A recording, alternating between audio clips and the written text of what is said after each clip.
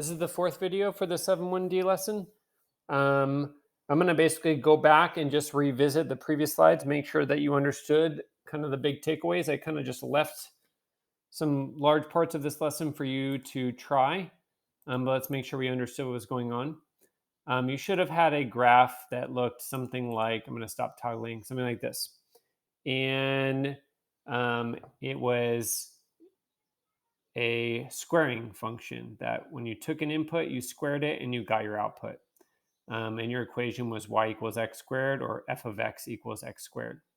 And you had some questions to think about, like explain if this graph was linear. Well, it is a function, but it isn't a linear function because it's, as you can tell, it's not a straight line.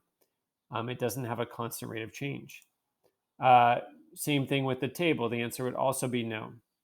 And you can see in this column that the change in y with respect to the change of x doesn't stay constant. It goes up by 3, and then by the end of it, it's going up by something different, such as, in this case, 9.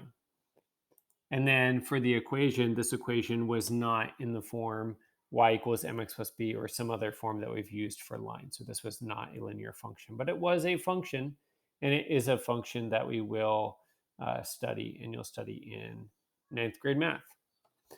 And then you got to this problem, which I started the table. You're going to fill out the table.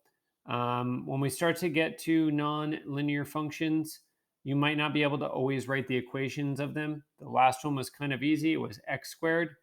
But for some of these, like this one, you're mainly just going to analyze it and identify if it is or isn't a linear function. But for this one, you don't need to have an equation for this, as that's a conversation for another day.